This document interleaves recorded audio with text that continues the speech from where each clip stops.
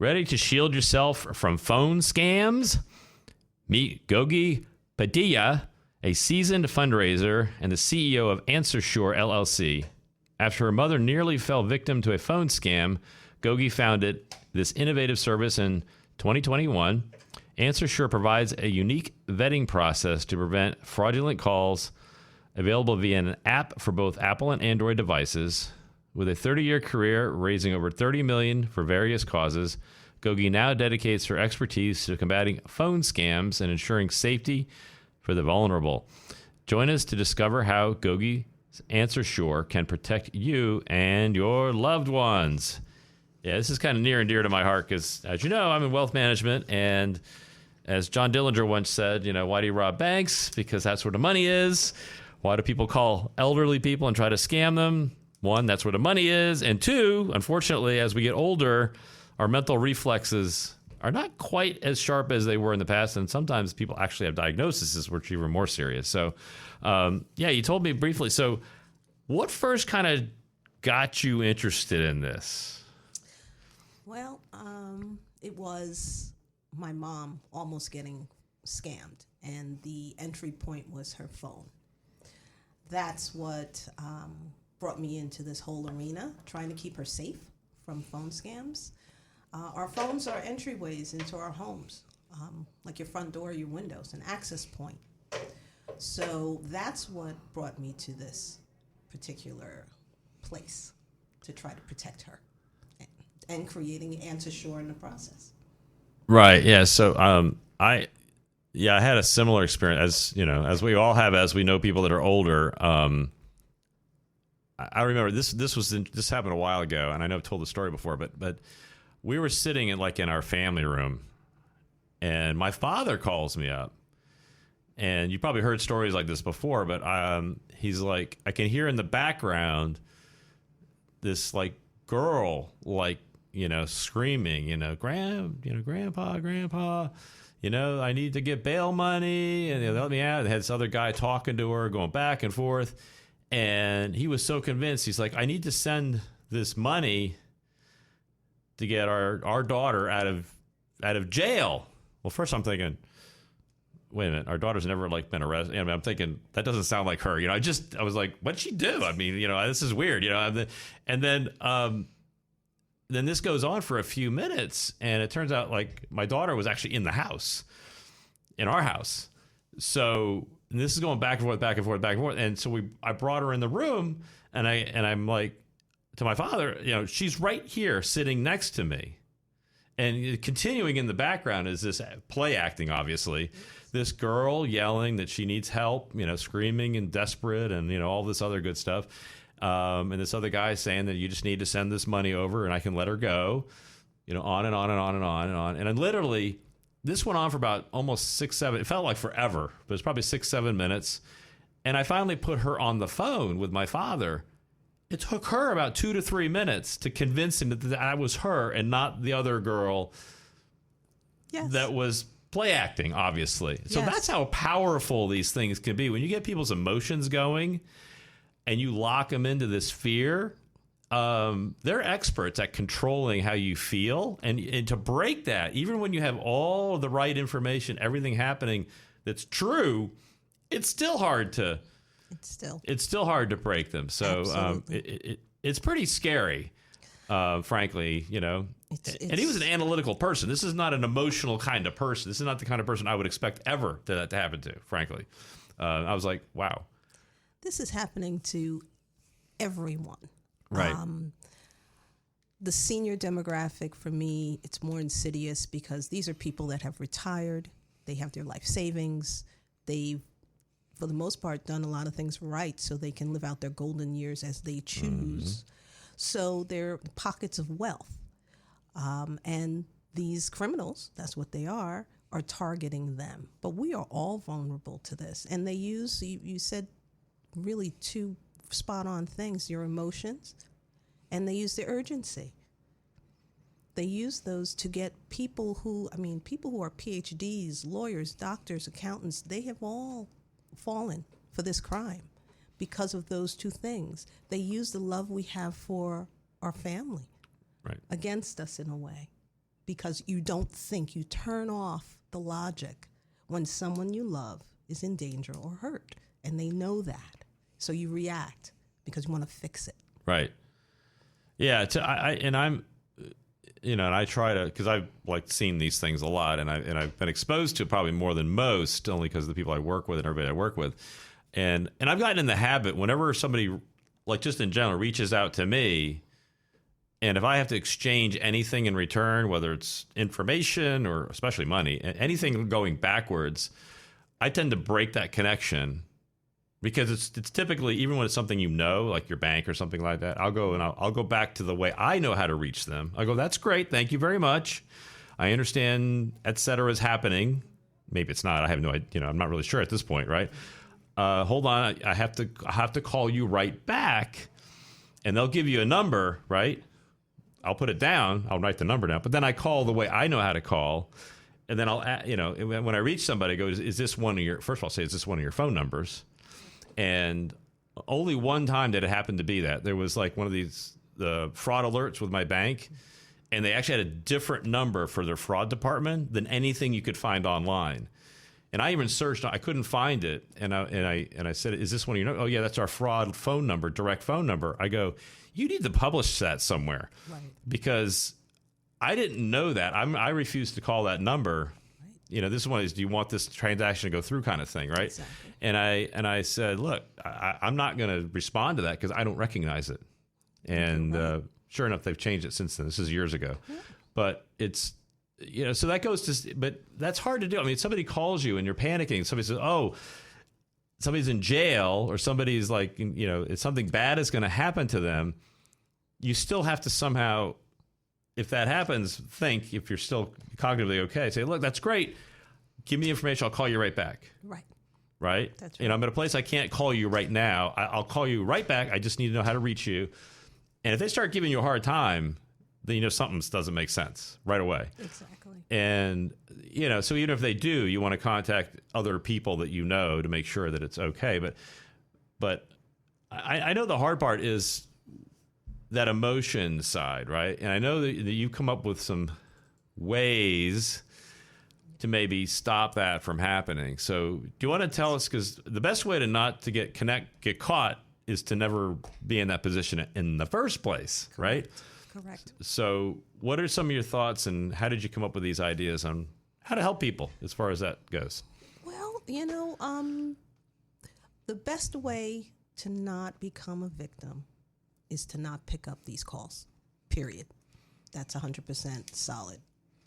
So when my mom was almost a victim, and I'll state this victim, this criminal actually took it a step further and came to her front door in the guise of her bank's representative, to pick up her quote-unquote defective bank card. So you see, this was way too close. Oh, they're picking up a defective bank card. Hadn't heard that one yet. A defect. Yeah. Oh, my goodness. Anyway. They don't do that, by the way. Exactly. Just FYI. They never come and pick up your defective bank card. They don't do it. Ever. So it became a mission of mine to block the calls. Okay. And realizing picking up the phone is the way you're letting these situations enter your home and your space, is to really vet the calls. Answer Sure, in its nut and bolts, is a call vetting process.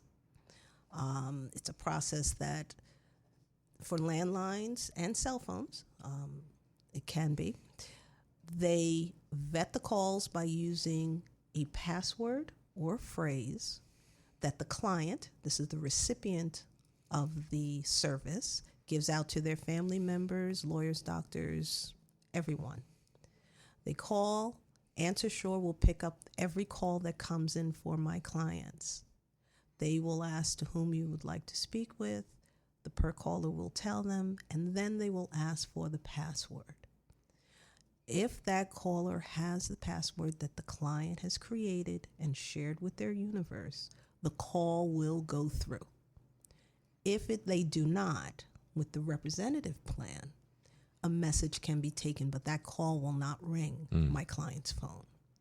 So again, These calls are insidious, but I got to tell you, and I've learned over the years, the amount of calls that are coming into people's homes is also harmful. Right. I've had a client that had 75 calls come in one day, and I have that documentation and data because the service was on her phone. So every call that came in goes through our service and it's document date, time. 75 in one day. That's a lot of calls even for like some businesses. I mean, that's a lot of phone calls for an individual to get at home. That's insane. Right. That's insane. It's anxious building, anxiety building. So were these from like the same people trying to do this, or is just all kinds of different people? Because, I mean, as we know, your data gets sold these days. So, and that's the problem, is where you enter that phone number in. In fact, this just happened yesterday.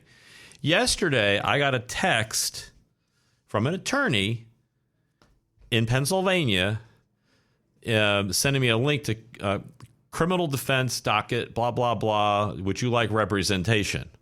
I'm like, first of all, I haven't been to PA in a little while, right? So I'm like, what did I do? I'm thinking, I don't even go there that often. I'm like, what the heck? First of all, it's like a criminal. I'm like, uh-oh. I'm like, so, okay, weird. So first of all, I didn't click on it. As I said, I took a snapshot of the phone thing. Mm-hmm. And after I took the snapshot of it, I emailed it.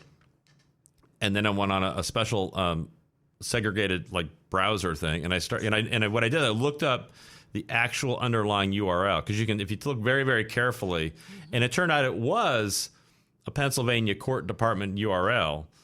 And in there, if you look carefully, you can see the docket number. So I figured out what the docket number was by the link. Yes. And I went in there, and it turns out somebody had the same first and last name as me, but a different middle name, obviously. And he was like 21 years old. And I have to say, I'm not 21 years old right now. But I found the docket. Okay. And sure enough, this person was incarcerated, couldn't post bail, blah, blah, blah. For some reason, I have no idea. I didn't read the whole thing, but I go, oh, okay. So this is a legit item, but he found my phone number somehow, my cell phone, which I don't really share that much, because I don't really use my cell phone. It drives my wife crazy. I just don't use it. Mm-hmm. So it ended up somewhere in one of these data breaches, I'm sure, where they got it. Now I think about it, that's probably what it was. Mm-hmm. And they got it through that, and they sent it to me. Now that could have just as easily, if he could do it, anybody can do it, right? Anybody could find it. That's right. And that just kind of like re-alerted me to the fact that this is, really, this whole data world is pretty powerful, and it can be used against us. And we have to be really, really careful about how we respond to anything that gets any kind of notice that comes to us. That's right. Yeah. That's right. Absolutely. We're going to take a quick break. You're listening to Master Your Finances. Welcome back. You're listening to Master Your Finances. And I'm here with Gogie, and we're talking about something very, very important to me. Anybody who is a fiduciary and guards people's wealth, or anybody that knows anybody that has any money at all, which is pretty much everybody knows somebody who has some money, hopefully, right? So you want to protect it. Doesn't matter if it's $500 or $500 million, whatever it is. We don't want to lose it. We worked for it, right? Whoever it might be. So these techniques and these tools, which are great because, as they say, there's always this war going on. The offense starts getting stronger, then the defense builds up, right? So now we're in this cycle where you're starting to see defensive tools come out to go ahead and start to protect people from these kinds of things. And I don't know if you get involved in this, but that just reminded me. Our new system, our new system we use for business, has this what is it? Automation to people, A2P compliance thing that came out last year. Okay. I think that's correct. And essentially now you have to register phone numbers, and you have to put in all of the terminology so people can like stop it. They can, if they sign up, right, it gives like all the disclosures, like, you realize you're going to sign up for text messaging, and here's how you get out of it if you don't want to be involved anymore. So it has to tell you all this up front, right? Basically, it's a compliance thing to make sure people just don't get your phone number and start spamming you with texts. Right. In fact, that guy yesterday, the attorney's out of compliance, right? Right. Because he's not supposed to send me messages without my authorization. So now I think about it, I could probably get a fine out of him. Ooh, I could go sue an attorney. This ought to be fun. No, I don't want to do But he said literally, he's out of compliance because he's not supposed to do that. So, so I'm just curious about how, now you can because that's one piece that's come out, and that's a legislative type thing, because you literally have to get the number approved through a government person, reviews it, and then they say yes, no. And honestly, it takes about 2 or 3 times to get it through because they want it's very specific how they want it done, which I think is a pain from a business person standpoint, but it's good as an advocate standpoint. I think it's great. Once you understand how to do it, it's fine. So I think these things are out there, and that's why I think it's great that you're doing this, but you can't go to sleep about this stuff, right? You have to really pay attention. So what do you tell people, like, as far as like what they want to do, as far as I want to protect either myself, it could be anybody. You don't necessarily have to be the elderly. It could be anybody against these kinds of things. So what are some of the tools that you're aware of to kind of slow the flow of these 75 calls a day coming in? And because we still have to do business, right? I mean, you want certain people, you still want to reach out to you, right? So what are kind of your thoughts about the different levels of how people might want to think about this? Well, I do a lot of presentations about things that we can do even without AnswerSure or other tools individually. The phone rings. First of all, you don't have to answer the phone. If you are busy with something, let it ring. You don't need to answer it. That's number one. A distracted mind can be easily misled. Right. Okay. Number 2, if you answer the phone, if anyone is forcing you, or there's a sense of urgency, there is money involved, there's fear, even authority, because these scammers are using authority. IRS, Social Security, right. the police chief's office is calling you. Hang up. Hang up. It's not about taunting or trying to play with them, because I have some people that, I go to these presentations. Oh, I just. They like to have fun. Yeah. You're just egging them on now. Well, because believe it or not, every minute piece of information. Right. They get stuff out of you. Now they can get your voice. You're speaking That's true. so much. That's true. AI has voice simulation, literally. Right. So you spoke of earlier the grandparent scam Mm-hmm. with your dad. True. Now they're using that granddaughter's voice so that he really thinks it's his grandchild. Right. Okay? It's not. Right. Another thing is, very honestly, a password. That's what AnswerSure does. Mm-hmm. We use a password, but even without AnswerSure, create a family password. And of all the things that I do at these presentations, that's the one thing that people really kind of nod at. It's an easy one, right? If you think about it. Create a family password. Right. If there's someone hurt, or if there's an emergency, a true emergency, whomever's calling you should know that password. If they don't, then you verify. Call somebody else in the family. Yeah, and don't make it like your dog's name, because they'll figure that out. You got to make something hard. Something hard, exactly. You can't make it something they can find online, like, oh, there's a picture of Fluffy. No. Oh, maybe I'll try Fluffy as a password because they posted it on Facebook that their dog Fluffy was at the beach, It's true. You're right, though. You're absolutely But right. they search all this stuff, and it's automated too. People think, oh, they're not going to do all that work.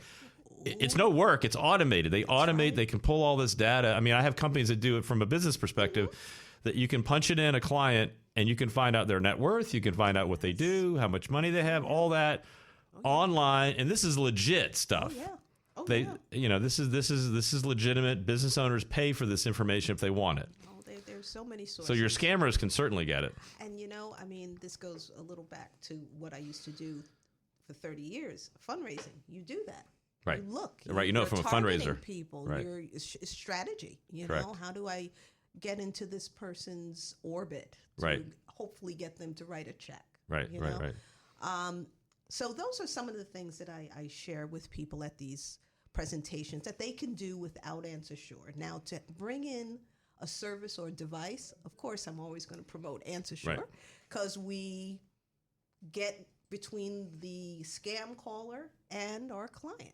So they're not even picking up, the phone is not even ringing, with ours. But there are other services out there. Right. There are definitely other services out there. Would you like me to share a few? That's completely up to you. Whatever you think is helpful. No, I don't want to share. No, I'll share a few. Okay. One is called IMP, I-M-P, and it's a service that is for the landline phones. Mm-hmm. Okay. They actually, you put your phone numbers into a list, and it's a jack, and the jack goes into the wall. And somehow, technologically, I'm not a wizard with technology, only those numbers, phone numbers, can ring your phone. And I think that is actually a really good thing.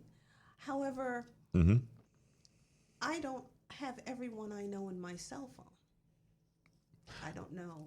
Right. If you're like an older person has 2 or 3 people that call you, that probably would work. That probably would work. People that have active phone changes and lists and things, that may be a bit of a pain to keep changing it and updating it. Exactly. Yeah. But that is one that, again, the landline, I know landlines they're saying they're going to be obsolete. Well, until they're obsolete, they're not. Right. And there's over 12 million active landlines in the United States right now. And most of them with the 65 and older population. Yeah, that doesn't surprise me. I know the younger generation, they don't even bother to get one anymore. Well, most of the ones I know, at least, they're like, I need a phone on the line. I have my cell phone already. I have a landline. My husband goes crazy, but I will not give it up. I was in New York in 9/11, and that was the only mode of communication. Yeah, it's a great backup. Was the landline, for sure. and we don't have a plug in it, but you know what? He's like, get rid of it. No. Right. Anyway, active land, 12 million in the United States that are active still. So that's one. I won't say competitor, but that's one. Right. Well, there's different options for everybody. You have to find out what works best for you. Exactly. Right. And of course, for cell phones, we have a myriad of things on cell phones. Scam Watch. There's now T-Mobile. I know offers a Scam Watch service of their own. Aren't the providers supposed to start screening out if you report spam? I know now you can hit, report junk, delete and report junk. Yes. And I'm assuming that's going to some database. If they get enough of those, they say, maybe this phone number is a scammer because so many people have reported this thing as spam. Yes, phone carriers are doing it as well. Okay. They are definitely. With some of them, though, your phone still rings, and you'll see possible scam or possible spam, whatever. But your phone still rings. With others, I believe they don't ring; they just go, which is ideal. Right. So those are a few. But and I'm going to come back to AnswerSure, because we offer the 2 landline plans and our app. Okay. And not to make it too confusing, our landline services can be also placed on a cell phone. Mm-hmm. We have a lot of versatility. Maybe that's the word, versatility. Excellent. Well, we're going to take another break. We're listening to Master Your Finances. We'll be right back. Welcome back. You're listening to Master Your Finances, and I'm here with Gogie. And one thing I want to make sure I mention, because you touched on one thing that I think is still a very successful scam, that no matter how much information gets put out there, I think we have to keep repeating it, that the IRS does not call you, Social Security does not call you. Even the police, if they want to come see you, they're gonna stop by in uniform in a patrol car is what they're gonna do. They're not gonna call you on the phone unless they're like returning your call or something like that. But none of these government agencies call you.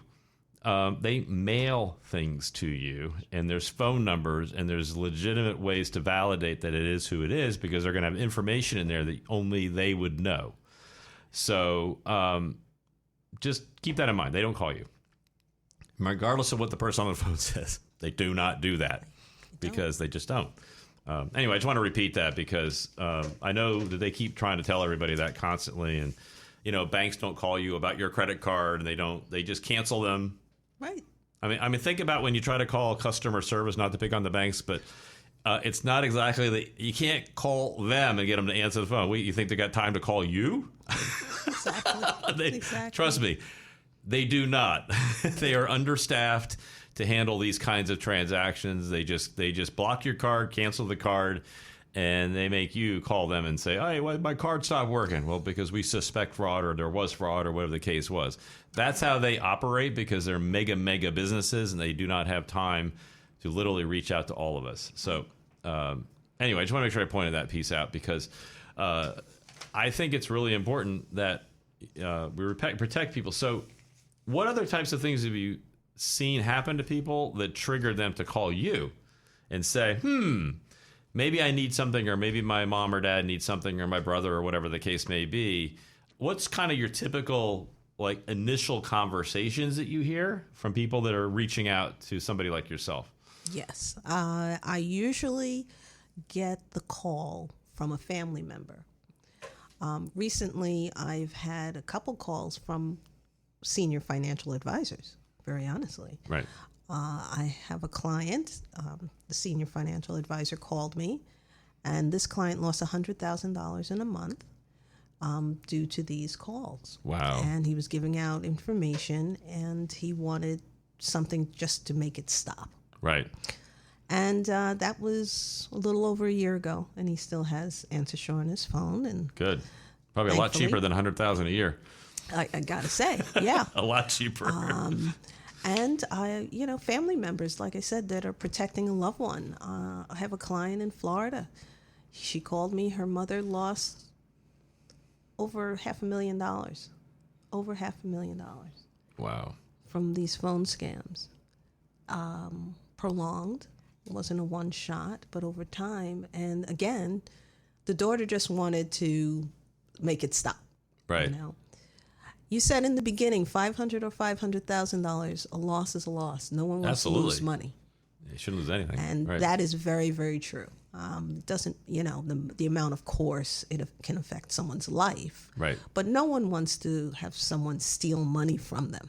And it's a crime. They're stealing money from you, So those are two, they're usually, again, people have been victimized.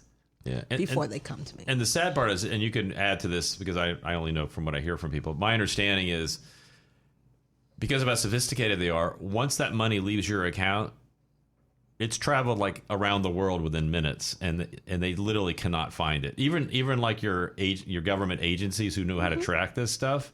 Yes. And now you throw in like cryptocurrency and all these other ways to filter, they move it very quickly out of your account through multiple countries, so it goes through multiple jurisdictions. And so by the time you try to go from the U.S. to Bahamas to Sweden to Ukraine, wherever it's going, you're never, and it might end up, gosh only knows, it might end up in Antarctica for all we know. And so that's the problem, is money moves very, very quickly. So once it leaves, it's virtually impossible to find it. And the people that I've heard of, through others, one was a friend of my father's that this was probably 7-8 years ago at this point, and he was retired comfortably down in Tampa, Florida, at a nice retirement home, had plenty of money saved. He was a very successful engineer at the Cape, and he wasn't rich, but he was wealthy enough to live comfortably, which is what you want as a retired person. And that what you just described happened to him, and he lost. It was well over $1 million, and he had to go on Medicaid because they literally took every single thing he had out of his accounts, and they couldn't recoup it. And they rarely recoup money when this happens. It's almost that's the thing that's sad, is that when that money goes out, they can't do it. And one of the things that we have, like where I am, and I know some advisors do this, which I think is a good idea, is there's two: money doesn't leave the account unless there's a conversation and a written request. So so you can set this up. Most institutions will let you set this up where I can't just like say I want the money to go out. I mean, this is on you. If you want to do it, you don't have to do this, obviously. You can do it however you want to. But you can set it up so there's another authorized person that has to validate it in order for them to actually complete that transaction. So if you have concerns about large sums of money leaving an account, especially a retirement account, maybe your long-term care is being paid out of it, your facility care, that kind of thing, where you're like, I can't lose this money because that's what I'm living on. You may want to set it up with the institution to say these are the only transfers which you set up ahead of time. Nothing else is authorized unless there's some kind of written, authorization, and they have ways to block it out from doing anything additional.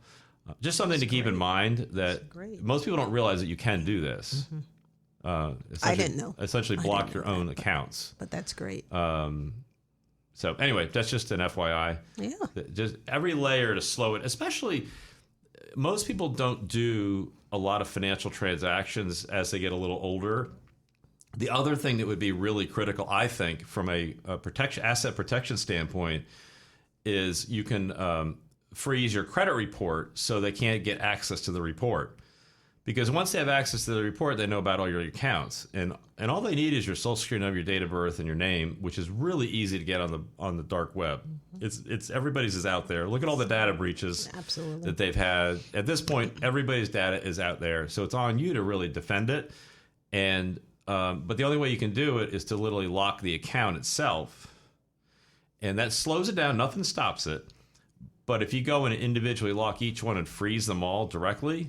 So I know there's services to do as a third party, which is fine. I mean, if you want to do it that way, that's an easy way to do it, where you contact one of the vendors and they'll freeze those 3 accounts altogether.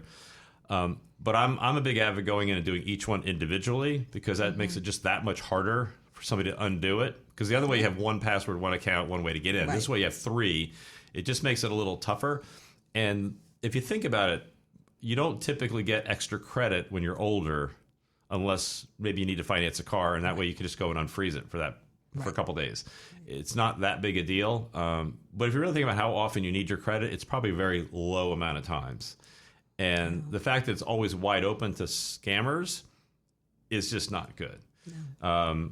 So that's another way to kind of protect your data. So it's a lot of, because every piece of information they have, they build who you are, and the more current it is, the easier it is for them to use it against you and essentially do identity theft to become you, and then go in and get your assets. Absolutely. So anyway, those are like a couple things that I've come across. Well, that's valuable things to know. Yeah, right? Yeah. Absolutely. And you said it. Any way to get between and slow the process is useful. Right. So who else is using? So it's mainly. Are you seeing it mainly? Are there mainly older people? Do you have any younger people do this as well? Or is it mostly older people at this point? Right now, it's mostly older people. Okay. But I do have a client in her 40s that has my representative plan on her cell phone. Oh, okay. Meaning she knows her universe. She Right. doesn't want anyone else calling her. She's a single woman. So, to be very honest, I didn't know that the landline could be used on the cell phone, and her wanting that made me discover it. Moved it over. Exactly. Yeah, you can do that now. That's relatively new. It's only been out for a couple of years, I think. Right, I do remember reading about that. You can transfer it over now. Yes. Yeah. So, yeah. So that's good. Yeah, it's beautiful. It's wonderful. But, mostly it's the 65 and above, 75 and above, I could actually say. Okay. So we're going to take another quick break, and afterwards, I think what we want to talk about is like your actual different plans that you have, and maybe you can go through each one and how they work. You're listening to Master Your Finances. We'll be right back. Welcome back to Master Your Finance. I'm here with Gogie, and we're talking about protecting our information by keeping unwanted scammers off our phone. Okay. And I know you kind of talked a little bit about the different plans, but if you could get just specific about. You talked about a couple of the other vendors that are out there, but what exactly services do you offer, and how are they? Who are they appropriate for typically? Like who gets each one most often? Sure. That you see. For our landline services, we have a representative plan, which a human being will pick up the phone. Our client will forward their number to the answer shell call center, and at the call center, all of their calls will be picked up. And then the call will be sent back to our client if the caller is vetted and passes the vetting process with the proper password or phrase. On the landline, we also we also have a numeric plan. There is no representative, so the ability for the caller to leave a message We don't have that with the numeric or automated service. It is a automated voice when the caller rings the phone, is picked up. They automate it, say, to whom would you like to speak to? I'd like to speak to such and such. Please put in your numeric code. If they have it, the call's released, rings the client's phone. If they do not, they'll get another message. I'm sorry, you'll need to call back later. Okay. And then the caller has to go hunt that out. Right.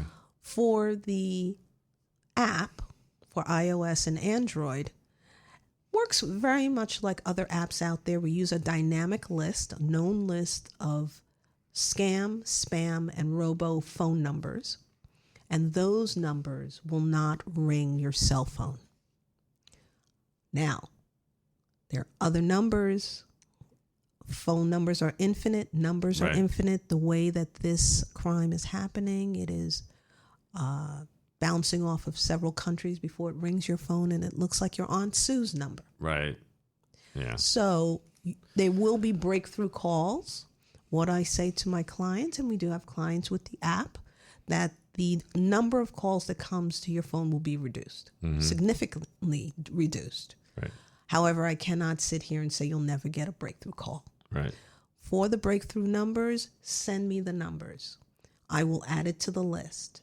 A client that sends a number, all the other users of our app reap the benefits of not having that number ring their phone as well. So a little community has been built. Sure. At first, I thought I would get some kickback with that, but I've been pleasantly surprised that people are in it. They're like, okay. Fine. Oh, yeah. I definitely would want to report the number. I'm like, exactly. Get this thing out of the system. Especially, and again, community. Right. They know that all the other users will not get this number as well, and neither will they. So that's how it works. For our app, we've added a few things, just doing a little R&D, research and development before creating the app. There were two things that people who use such apps had concerns about or complaints about. They never felt that they could communicate with any person on the app. Right. And they had to remember their password and login. They had to ring it people out. hate that. I know, it's true. They hated it. Yeah, it's true. So with our app, an individual son, daughter, aunt, nephew, whatever, can buy the app for up to 10 people, place it on their phones, and only the purchaser of the app needs the login and password. Oh, okay. None of the users need that. Oh, interesting. So, and also we have a survey system for the users on the app. I'm able to send a survey. You could just, how's the app working? Good, moderate, poor, right. And I get some communication with them. So those are two pieces that, particularly for the limited needing of the password and the login, right? People cheer about that because people forget their login. Well, because there's so many nowadays. Everything you go to has a login and a password. Right. So only Bob needs to know that. The rest of us, we just use the app. So there you go. And Bob's the IT guy down at. Basically, right. Basically, but that's how our services have been set up. So, what do you see happening next? What do we need to watch out for next out there? What? Because the scammers are always up in their game. Because when we up our game, they up their game. So, is there anything on the horizon? Maybe we should be like, well, what's AI, happening now? AI, we AI, like anything, could be used for really great, wonderful things, and it is. But it also can be used for nefarious things as well, depending on the user, right? So AI, voice simulation is the tip of the iceberg, I think. I was always worried about that, how you can do a voice authentication to get on in your bank account. I never did that. I didn't personally. I felt, even before the whole AI thing, I'm like, what if somebody gets a recording of my voice? Mm-hmm. This doesn't sound very secure to me. Absolutely. Even back years ago when they first started doing it, and I feel like I'm the only one because every time I call one of these places, like, would you like for us to do your voice authentication? And I'm like, no, thank you very much. I will use my PIN. No, exactly. It seems to work did. just fine. No, So I'm good. I never did as well. I just did. I don't. But your voice is on air. Anyway. Well, yeah, but I get my voice anywhere. That's true. But I never wanted to make it any easier than I just said no. No. So, I mean, we're in the mix now with the voice simulation. I don't know what's coming down the pike. I know something is, though. Yeah. And that's the thing. How do you prepare for the unknown that you know is coming full speed ahead to you? Right. And again, not answering the calls. If you don't answer the call, they can't get to you. Right. So has anybody said, well, hey, I wish this call got through? I mean, are they... With the representative plan, So and I that's could better say that's the for plan. most people. Yes, that's the plan that most people gravitate to because it offers that message to be left. So a unique person call you, like a long lost friend calls absolutely. you, like it's always going to be that Uncle Ted that you haven't spoken to in 20 years. Right. it happens with this life. with your inheritance check. Well, wouldn't that be nice? With the representative plan, that message that's left. Yeah. It goes to our client, the recipient of the plan, right, but also to a designee that client chooses. Mm-hmm. So 2 people will get the message in real time as it comes in. Okay. We did that because, very honestly, about 2 people watching out is better than 1, to be very honest with you. Oh, no, that's a great way to do it. So, yes, the representative plan, for that reason, I can say definitely is the seller. People gravitate to that. Right. It's like having your own personal answering service. Exactly. But with a live transfer capability, which, I mean, honestly, businesses have used this for years. Yes. That type of technology where they're like, oh, I don't want our salespeople to talk to unqualified, prospects. Yes. So they call in, they screen them, and then they decide whether, nope, we can't help you, or go talk to Julie because she can sell you all kinds of fun stuff that you need. I got to tell you, it's just taking what you know. Again, going back to my life and fundraising, you always had at least 2 gatekeepers, 2 executive assistants that you had to get through before you get to the person you want to speak so with. That's what inspired you, was your own executive? I did what I knew, yes. Okay. I know that you're not going to get to that person. So you are using the whole... Okay. I did what I knew. I really did. But it's working. That makes a lot of sense. Do you see anybody, are they asking for anything in addition to what you're already doing? Or are there any like, oh, wow, I wish it would did this or that you might be thinking about? Not at this point because, again, they're coming in after being injured in some way. Right, so the prime objective is just to stop those calls from coming to them. Right. But, I'm trying to think of other things that we can do to add to it. So that's on the back burner, but it's coming out. Okay. All right. So any final words that we should share with everyone to make sure that they take care of themselves and keep themselves safe from all these scammers, because they're coming after the money. There's no question about it. Exactly. And you need to keep your eyes and ears open because they do it in lots of different ways. Absolutely. Just be cognizant. Be present. Right. No matter what, answering the phone, going through your mail, your cell phone, whatever. Just be present and take a pause. Right. Don't be reactionary. Agree, 100%. And look up AnswerSure. There you go. Okay. Awesome. Thank you, Gogie. Appreciate you coming on. You guys have been listening to Master Your Finances. Have a wonderful day.